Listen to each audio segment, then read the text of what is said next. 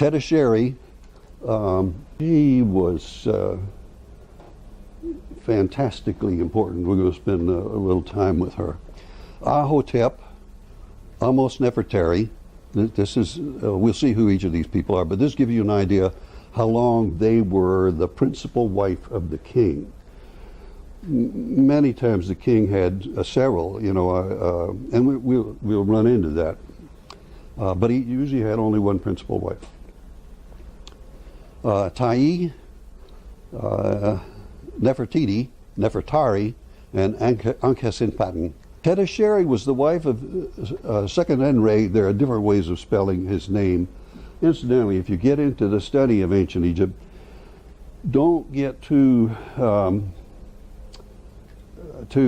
certain about spellings, because things can be spelled a lot of different ways and still have the same sound phonetically, like fee with a F-E-E or a P-H-E-E or a V-E-E.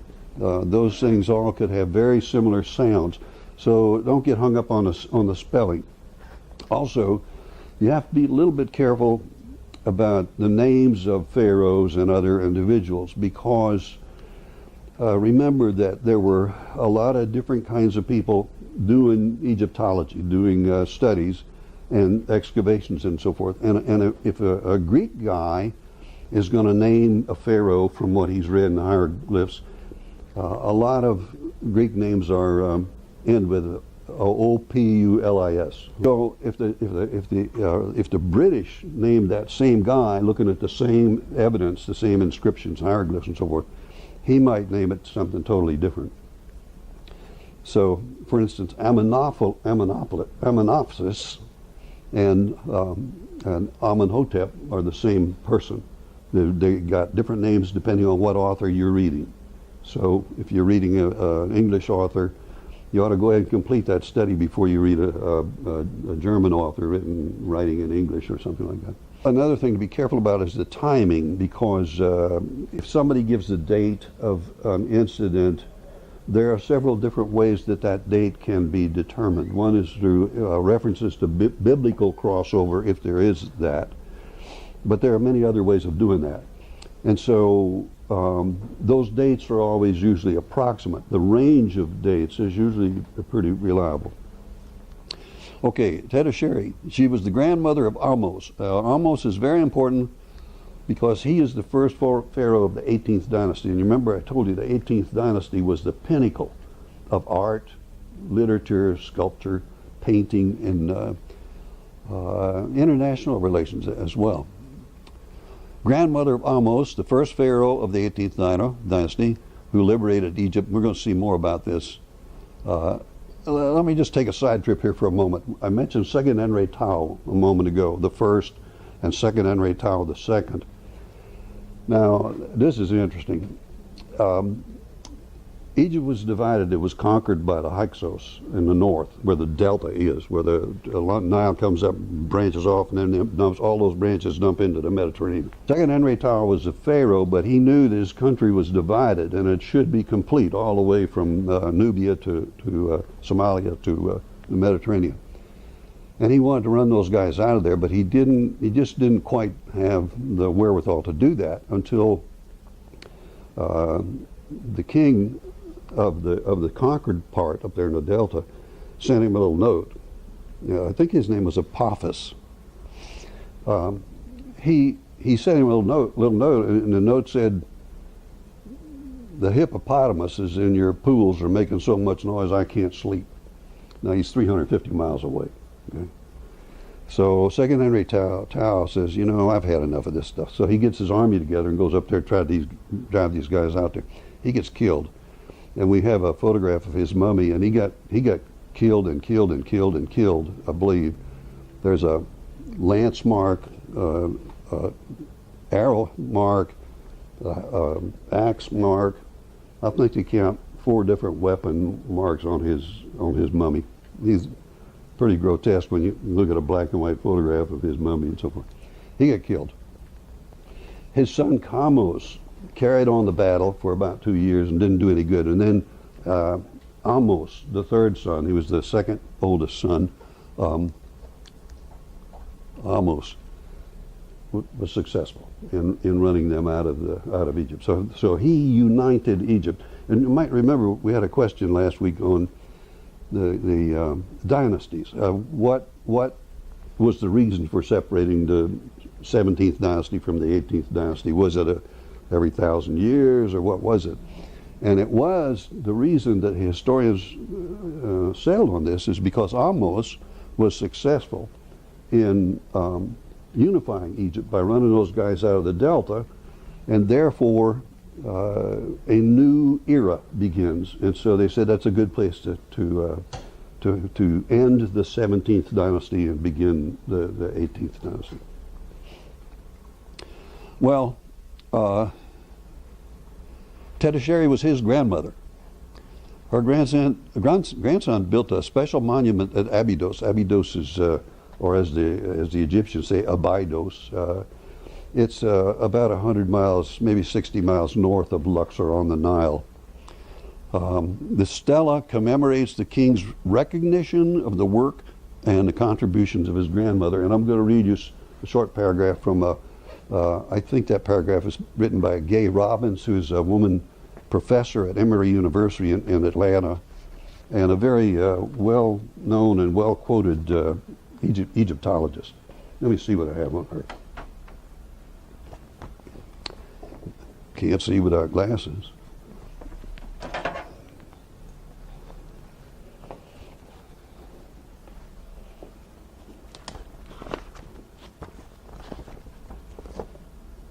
This is the translation. This is this is not written by Gay Robbins. This little reading is a part of the translation of that stela. That stela, or stela, the German word stela, means post, and the ancient Egyptians invented the gravestone, classical gravestone shape. And here's part of what the hieroglyphs, translation of those hieroglyphs. The king himself said, "I remember my mother's mother, my father's mother, the great king's wife and king's mother, Tetisheri, the justified."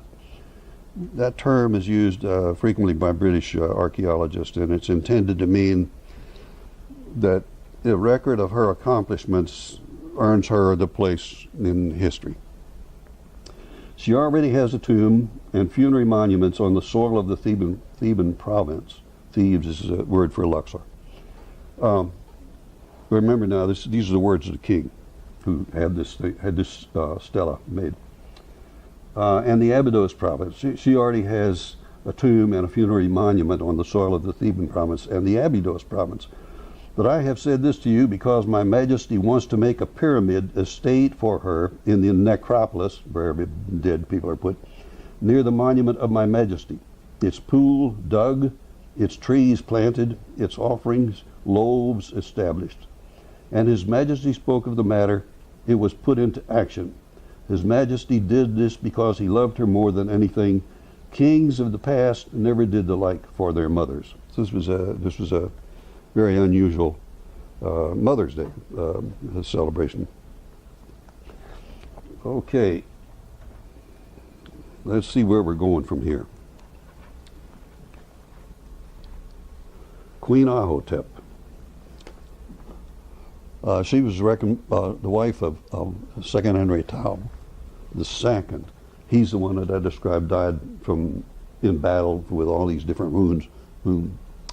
17th dynasty. He was the I guess you would say he was the next to last, because his son Kamos ruled for 2 years, but Kamos didn't get much done. He fought against the enemy, but was not successful. His younger brother was. She was the daughter of Tao the First and Tetisheri. Her sons were Kamos and Amos. Tao's the second Henry Tao was killed fighting the Hyksos. Her son Amos drove the Hyksos from Egypt and united the land, and he became the first pharaoh of the 18th dynasty. Queen Ahotep.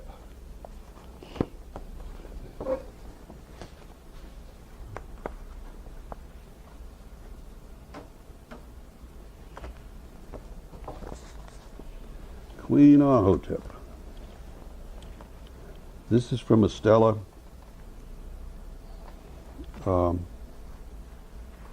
translation of hieroglyphs in part.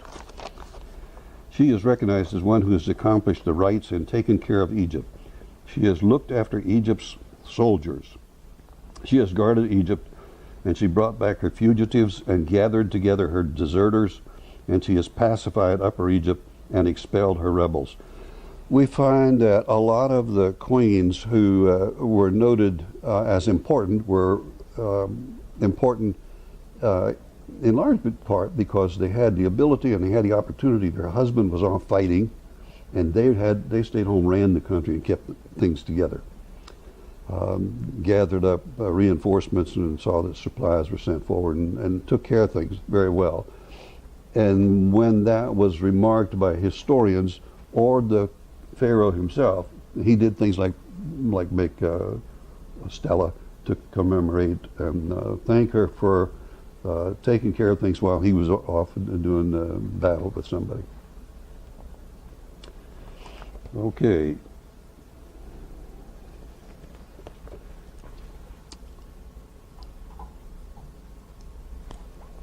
She was buried alongside her eldest son, Kamos, who fought for a couple of years. Ahmose Nefertari, wife of Pharaoh Ahmose, first Pharaoh of the 18th dynasty. He was king and Pharaoh. Gained importance by holding things together while Ahmose fought the Hyksos. Now, I remind you that the terms king and pharaoh are not congruent. To be a king is a civil governmental title. To be a pharaoh is to be descended from a line of gods. So pharaohs usually were king and pharaoh. But in some cases, I don't know if we talk about a pharaoh by the name of Horemheb. He was the last pharaoh of the 18th dynasty. And he wouldn't normally show up in a session on the women of ancient Egypt, but he was a general, and he was fighting a battle when King Tut died, and so he was north by about 40 miles where this battle was occurring when King Tut died. We're going to talk about the death of King Tut and the women involved in his life at that time in a few more slides. But Horemheb, an opportunity came up where he announced that he was the pharaoh, and the priest said, "No, you're not, because you're not descended from a line of gods." And he says, "You get out your books and you work up a ceremony and you put me through it and make me descended from a line of gods." And they did, and so he now was descended from a line of gods. He was apparently a very good pharaoh and lasted seemed like a number of years, at least 17 years, I think. The donation stela at Karnak records that Ahmose bestowed on her the title God's wife of Amun. This is a title bought from the priests at the Temple of Amun, the great Temple of Amun at Karnak, the 26-acre largest religious structure in the world. Now, what is remarkable about this donation stela is that it was one of the very early blows for women's lib in Egypt. Prior to this donation stela, a woman could inherit goods from her family, but once they were inherited, her husband managed, and he basically owned those. So if she wanted to leave those in perpetuity to her daughter or something like that, she didn't have the right to do that. They became family property, and the husband managed that. This all changed with this stela right here, because he said, the donation stela records that Ahmose bestowed on her the titles God's wife of Amun, a legal document granting title, goods, land, and servant priests in perpetuity to her and her heirs. So now the rules have changed. The woman can inherit property from her family, and she can leave that to her daughter if she wants, or her son. But she has the right to do that, and she did not have the right to do that before the time of Ahmose. The wall at Karnak shows her with Ramses II. Now, I need to point out that this is another kind of a great-great-grandmother's day card, because Ramses II, or Ramses the Great, was about 150 years downstream from her, from Ahmose Nefertari. And yet, here is this elegant wall carving on a big wall. That wall's 18 to 20 feet high, and it's on the south side of that structure that this carving. Incidentally, and you notice about this carving, we talked about this before, that carvings in walls outside were carved in, whereas carvings on walls in tombs underground, the base was relieved and the image was raised away from the base. And the reason for that is because of the direction of the light.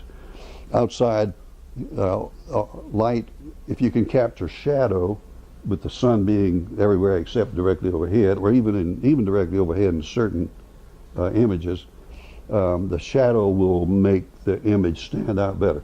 That doesn't happen down underground because the light is always from a single source, a torch or otherwise. I remember standing in front of a small tomb in Egypt, and there was a fellow sitting there with a dirty gulabia and a cigarette hanging out of his mouth. And he was sitting on a wooden box. This was a very small opening, the tomb I was looking at, but somebody had told me that was an interesting tomb, and this man kind of gestured, did I want to go down there? And I said, no, I don't want to go down there. And I said, I don't have a flashlight, I'm not going down there. And he says, okay. He stood up and reached behind him and pulled out a mirror, and he stood off to the side and held his mirror shining light down into the tomb, so you can go down there now you can tip me, when you make that visit down there. Some of her titles, King's Daughter, these titles were very revealing because they showed the importance of the person. King's Daughter, God's Wife, Chief Queen, King's Sister. A stela records the founding of the College of the Harem of Amun. This title indicated she was a priestess of Amun, of course, who is the primary god at that huge temple of Amun in Karnak. She was a priestess. She created a line of rich and powerful women which lasted through the 18th dynasty. Tayi, here again is a very important woman, and I think part of her importance is gained from the fact that her husband, Amenhotep III, was a warrior. And he ruled, I believe, for 37 years. I may be wrong about the length of his reign, but it was a long time, and he was successful in a large number of military campaigns. And while he was gone, of course, his wife Tayi ran things. So she had plenty of opportunity, and she was skillful too. There is a commemorative scarab. Now, I started to bring one. I have the scarab is a dung beetle. He was one of the gods of Egypt. Looks kind of like a June bug, but the whole body is black. They don't get very large. The ancient Egyptians thought that the scarab beetle was a very unusual creator beetle because it recreated itself without the almost universal requirement of male-female interaction. It did it all by itself. And they did not know that there were male and female scarabs. They just couldn't tell the difference. They looked exactly alike. But the scarab is called a dung beetle because it lays its egg in a small piece of dung and rolls it. And the way it rolls it backwards by standing on its hands and pushing with its back feet to roll that dung beetle around. And it rolls that dung beetle around all night long, and then when it gets into the sun and warms up, a new beetle comes out of that, and the old beetle dies. So they thought that was a god. You remember they deified a number of different animals and so forth. And the god is known as Khepera. You may have seen in some of our slides the figure of a man who has a black beetle head, and that's the god Khepera. Let's see, where were we going with that? Commemorative scarab beetle. The scarab beetle was kind of used as a postcard. The king would write a message on a scarab beetle, and that would be circulated through a village or a town to let people know what he was trying to say. Amenhotep was the ruler of Thebes, given life. Given life means given eternal life. He made his way into heaven, given eternal life. And the king's principal wife, Tai, may she live. These are the writings from that stela. Her father is Yuya and her mother is Tuya. She is the wife of a mighty king whose southern border, and at that point we lost it because it was only a partial inscription, that the rest of it was broken off and lost. She remained a principal wife. Yeah, he did. Amenhotep III did reign for 37 years. That's one of the very longer. Right now I can't think of anybody but Ramses the Great, who ruled for 66 years. He became pharaoh when he was around 12, I think. They are shown side by side in carvings and tombs. Statuary imagery suggests she was a woman of character. And then the author that I was reading when I put this slide together said, but she may have had a sense of humor. And I hunted for what evidence he had of that. And I finally decided that the expression on her face has a very slight smile. It's not quite as stern and serious as many other images from that time. In the Cairo Museum and the Museum of Antiquities, this statue sits at the far end of the entrance hall. You go up some steps, and all of a sudden, the huge room, main room. A lot of the smaller rooms are on balconies around it. But here's this great entrance room. They had a lot of boats along the side and mummies and so forth. But if you look all the way down at the end, these statues are about 30 feet high. They're huge. At one time I thought maybe this was not carved from a single piece, and that mark right there might be a place where a new stone was put down and the carving continued, but I don't believe that now, because Amenhotep III had built a huge mortuary temple on the west side of the Nile across from the city of Luxor. And that place got flooded often, and I believe this is salt mark from water, either from a flood that got up to that height or from groundwater that soaks up through stone like that, and when it evaporates leaves salt on there, so it leaves a mark like that. This was a daughter of theirs, I believe, Amenhotep and Queen Tai. She came from non-royal parents, and her tomb is in the Valley of the Kings. That's right there, a mark of distinction. Not too many women buried in the Valley of the Kings. Her father was Yuya. He was the head of charioteers under Amenhotep III. He has a gold funeral mask. This is his funeral mask. Tuya may have held the titles God's wife. Her brother I became pharaoh when King Tut died. He was an old man at the time, and the pharaoh I talked about just a moment ago, well, I'll remember his name anyway, Horemheb, the last pharaoh of the 18th dynasty. Horemheb put I on the throne knowing he was an old man, and I think Horemheb had it in mind, you know, that's going to set up the opportunity for me to become pharaoh, because that fellow's not going to live too long. And he didn't. At one time I speculated that Horemheb actually had Tut killed. There was a time when it was thought that King Tut was killed, and that was prior to some X-ray work that established a piece of skull broken loose from the back of his head.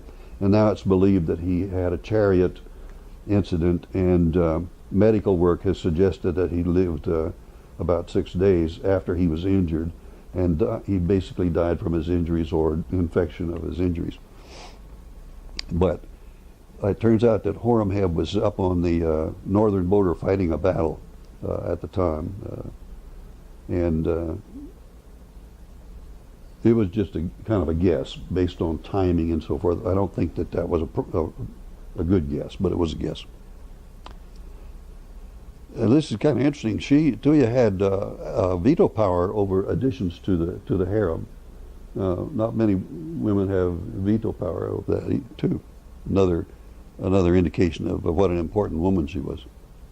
Here are some of her titles, a bunch of really impressive titles. Hereditary Princess, Great of Praises, Sweet of Love, the Lady of the Two Lands. Egypt is often referred to as the Two Lands. The southern part is higher in elevation, and it's called Upper Egypt, which is always confusing to me because I always think of upper being up, but upper is down because the southern Nile flows north. And the swampy area in the delta, which is great growing for vegetables and farming and so forth, cotton farming now, is the lower land. So it's always been referred to as the two lands, upper and when it's united, the king, one of his titles is King of the Two Lands, Upper and Lower Egypt. King's wife, great king's wife is beloved, mistress of Upper and Lower Egypt, mistress of the two lands. Those are, if you start to study hieroglyphs, you can start by studying the king's names. This is basically the way Jean-Paul Champollion broke the code on translation of the hieroglyphs. He had the Rosetta Stone. The Rosetta Stone had hieroglyphs, Demotic, which is a different brand of hieroglyphs, and Greek.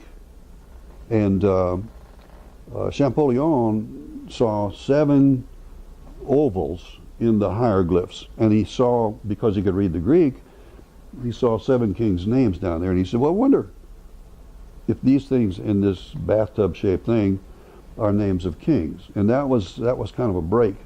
And he began to collect letters by comparing the number of characters in a Greek king's names with how many hieroglyphs are up here and so forth. And that's the pathway that he walked down in enabling us to do a pretty good job of interpreting the hieroglyphs.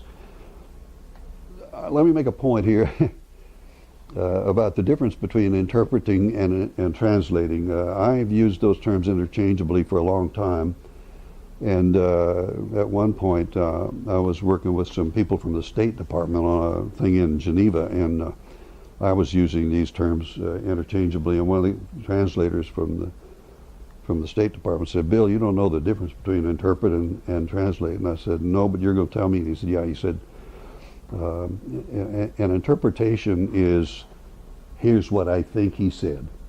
A translation is, here's exactly what it says, word for word. I still use them interchangeably because to me they have the same sense, but technically they're not the same. Yeah, now this is an interesting scripture. A scarab of Amenhotep, one of these beetles that would normally be like 5 or 6 inches long, a couple inches high, maybe 2 inches wide. And the inscription is on the bottom of that beetle. Long live Horus, the mighty bull, who rises in truth. You see, here is a figure of a figure with a feather on top. Now, what do you remember about the person with a feather? There are only 2 people that wear feathers. One of them is Mot, the goddess of truth. And that's how this phrase here comes from that particular one. The 2 ladies, referring to the cobra and the turkey buzzard, the 2 ladies who established the law and pacified the 2 countries on both sides of the Nile. The golden Horus. Yeah, here we go. You remember this? This is a golden necklace. The 2 pieces hanging down there are tied behind the neck, and it stands for golden. And here is the hawk horse, the golden horse, who is great of strength. And this is a club. And here's another image that reinforces that, great of strength. The vanquisher of the Asiatics, the king of Upper and Lower Egypt, the king of Upper and Lower Egypt. The sedge plant and the bee are normally shown representing that. Son of Ra. The goose is son of, and that's the son Ra, son of Ra. Amenhotep, prince of Thebes, given life, the giving eternal life. The reason the pyramid hieroglyph is used because pyramids are eternal. And then the Ankh, of course, represents life or living, giving life. The royal wife Tai, that she may live, 100 lions killed by His Majesty in his hunts. This hieroglyph right here appears at one other point here, right there. And it is a animal skin. The animal has been killed and the arrow still sticking through the skin, and the skin is laid out with the tail down and the rest of the skin spread out like that. And it's a signifier of hunts and so forth. Queen Nefertiti, she's very well recognized. Everybody knows what she looks like. So a very beautiful sculpture found at Tel El Armana, where Amenhotep, when he shut the government down, closed all of the mortuary temples and the temples where various gods were housed, and moved the center of government and the center of religion about 60 miles downstream, and established a new city there, Tel El Armana. This was his wife, Akhenaten's wife, Queen Nefertiti. Wife of Akhenaten, over 16 years or so. Daughter of Ai, we've seen him before, niece of Queen Tai, played much more prominent role in the new religion at Akhetaten. Akhetaten, that's the name of the town that Akhenaten founded. No other queen was shown so often with her husband in statues and reliefs. And the other thing about it, see, this was, when we do the series on the art of ancient Egypt, we point out that there were major changes in the style when Akhenaten took over. Akhenaten, the heretic pharaoh who closed all the tombs. Isis was out of business. Nephthys was out of business. Even Ra, to some extent, was out of business, although Akhenaten said there is only one God. Incidentally, that is his claim to fame. He was the first man in the world to ever write that there is only one God. He is credited as being the inventor of monotheism, one God. No other queen was shown so often with her husband in statue. And also, they were like June Cleaver. There were scenes of sitting holding the baby and so forth. And never before in any carvings had a pharaoh or his queen been depicted in a carving or a painting holding a child on a lap and so forth. So there are major changes. Ordinary people could address prayers directly to the queen through Nefertiti. Thus the queen filled the vacancy left when the earlier goddesses were outlawed. That was a very unusual time. If you imagined, for instance, that people in Washington, D.C. said, we're going to close it down, this city, it's not going to be here anymore. We're going to move the center of government to Denver or somewhere. A lot of people would be out of business. They wouldn't know where to go to work. It would just be, there would be chaos. And that's one of the reasons that Akhenaten gets the title of the heretic pharaoh. Her titles: heiress great of favor, possessor of charms exuding happiness, mistress of sweetness, beloved one, soothing the king's heart in his house, soft-spoken in all, mistress of Upper and Lower Egypt, great king's wife whom he loves, lady of the two lands. I have a reproduction of this clay tablet very heavy. It shows Akhenaten with a baby in his hands, And notice, he said there's only one God, he's the sun God. And here is the image of the sun, and the rays are shown with comforting hands at the end of each of those rays. And here's his wife with another child, Nefertiti. Her bust is in the Berlin Museum, and Egypt has been fighting with the Germans to get that sent back to Cairo for about 3 or 4 years now, I think. You may know the name Zahi Hawass from the Discovery Channel's programs and National Geographic Channel's TV programs on ancient Egypt. Dark-skinned man, beautiful brown eyes, big jowls, always wear a Indiana Jones hat, and he's always talking about we need to preserve the antiquities of ancient Egypt. He shakes his head and so forth. I was riding in a van one day. I had hired a graduate student in archaeology from Cairo University to be my guide, and we were sitting in the van going out towards the pyramids, and Zahi Hawass's name came up, and he sort of giggled, and I said, what? And he said, Dr. Hawass, he said, he has us graduate students out there digging and so forth, and we'll find a piece of gold, and we'll get on the cell phone, we'll call him, he'll say, we'll find a piece of gold. And he'll say, cover it up, I'll be there with the television cameras and we can discover it. Ankhesenamun, wife of King Tut, sister and wife of King Tut. So he married his sister? Yeah. He didn't have a lot of choices at that time. But then later on when he died, she didn't have a lot of choices. I wanted to point out that when Akhenaten died, I became the pharaoh for a very short time, and then King Tut became the pharaoh. Excuse me, I got that backwards. When King Tut died, I became the pharaoh. But Tut was at El Armana, where Akhenaten had set up this new city. And the priests, they've been sitting in the background for 16 years because they were put out of business downstream at the great temple of Amun. And they said, hey kid, don't you want to go back to town? I mean, we'll give you the car keys and so forth. And he said, yeah, okay. So he put together what's called a restoration stela, in which he declared we're moving the center of religion and the center of government back to Luxor, back to the great temple of Amun at Karnak. And he said those alleyways in the temples, the sand is collected in the streets and nobody's taking care of them. We're going to clean that all up, and you gods are going to be back in business and so forth.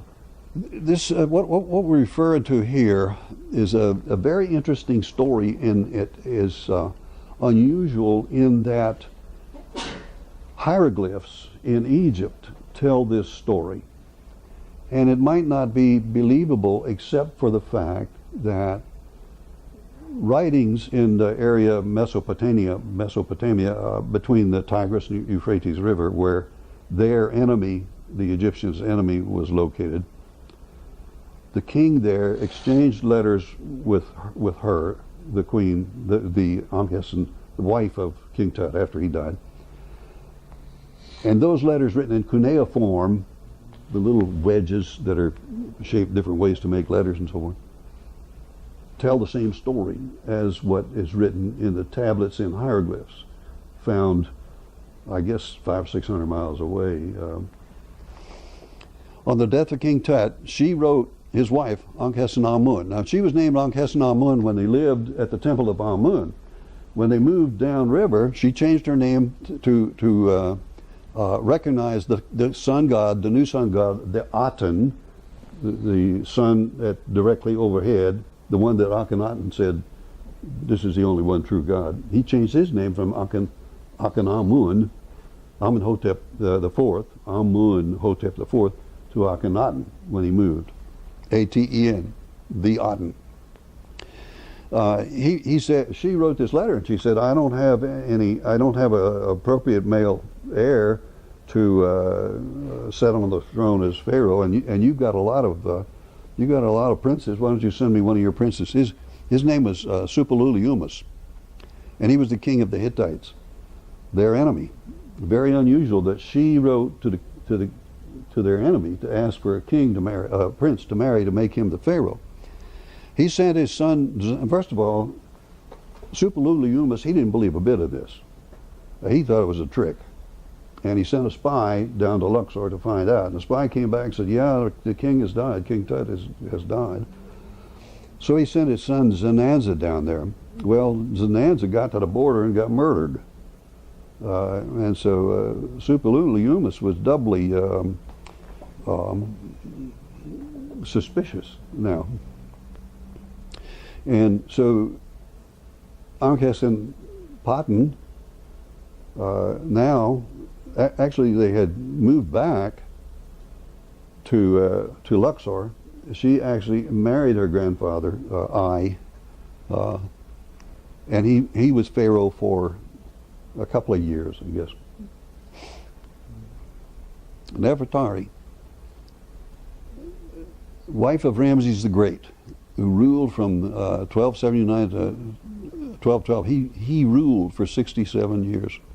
I was thinking 66, but they married when he was 13. I think she was 11. He was 15. She was 13. He was the most important of his 8 wives for 20 years. And they had 4 sons and 2 daughters. When I read that and reviewing my notes, I remembered, yeah, Ramses had 50 or more sons.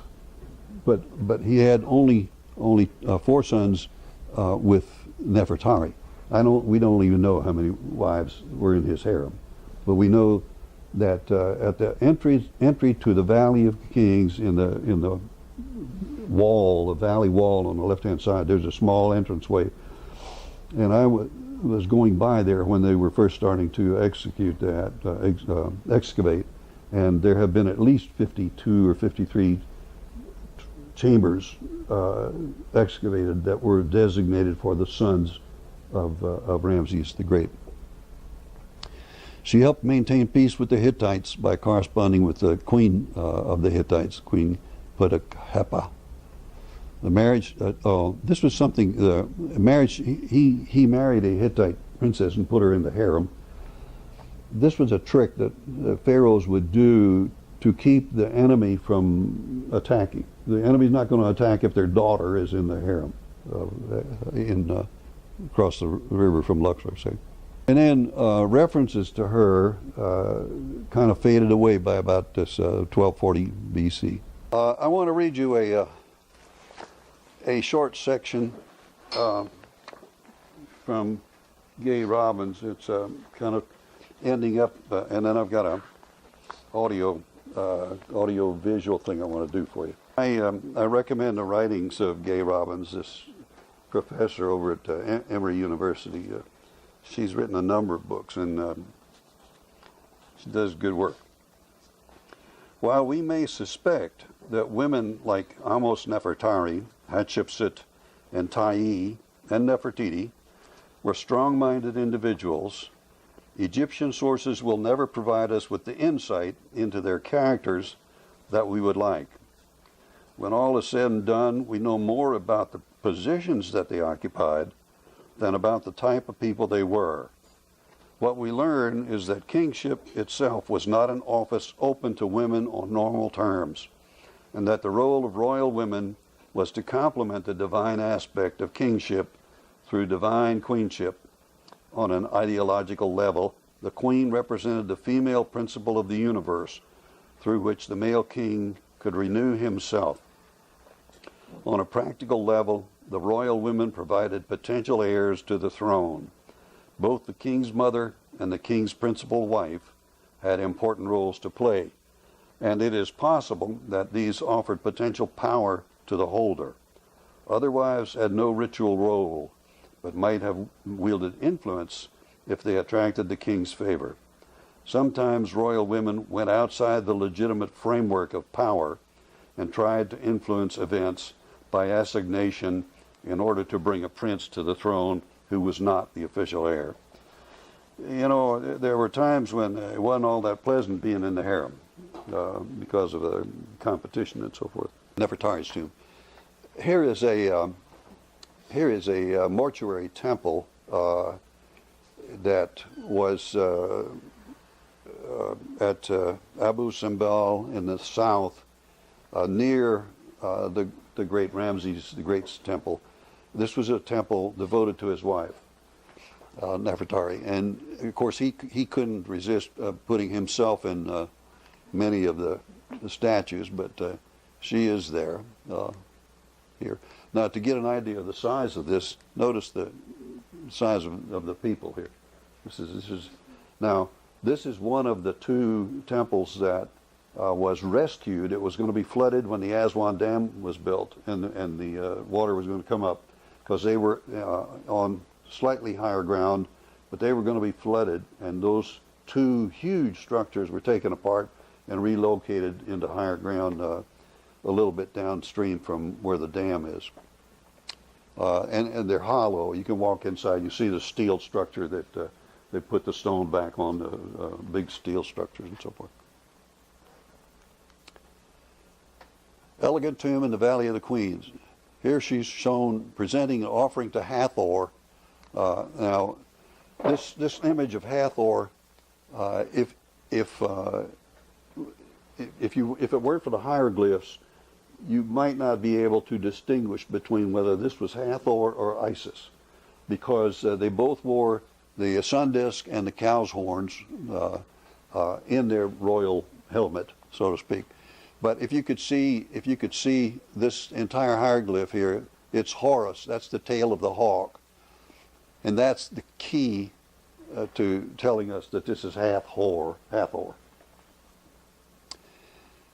This tomb is completely redone, completely refurbished and brought up to date, and it's beautiful. It's not in the Valley of the Kings; it's in the Valley of the Queens, which is over the mountains towards the river, and it's possibly the most beautiful tomb in Egypt.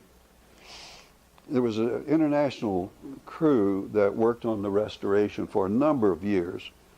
I believe it was completed in 1969, but it's been kept in perfect condition.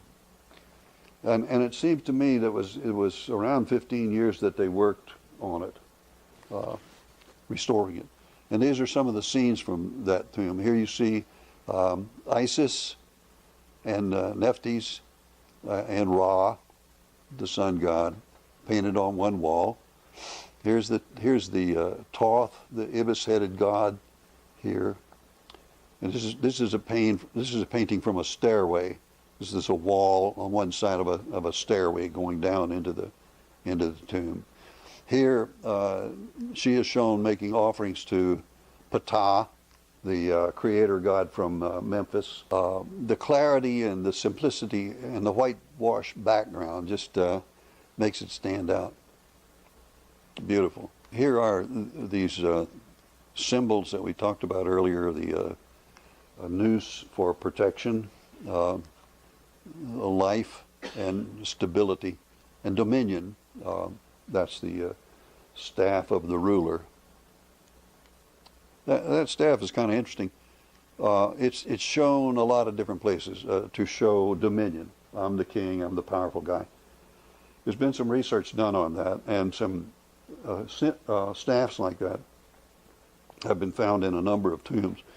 And it turns out that of course, we know that the bull is a hieroglyph representing power and strength and so forth. And these are parts of the genitals of a bull, mummified parts of the genitals of a bull. The frog is a symbol of 1,000,000 years because of tadpoles. You know, when you see tadpoles, you just can't count how many there are. Here's a stylus, appropriate since Thoth was an inventor of hieroglyphs and language and writing and so forth. Here's an offering table, and I point out that on this offering table, the way the artwork is done, the things on that table are shown as though you were in a hot air balloon looking down on the table. They don't show things laying in profile on the side of the objects. They show the things as they would appear from above. These are bolts of cloth, linen, that are being offerings to Ptah.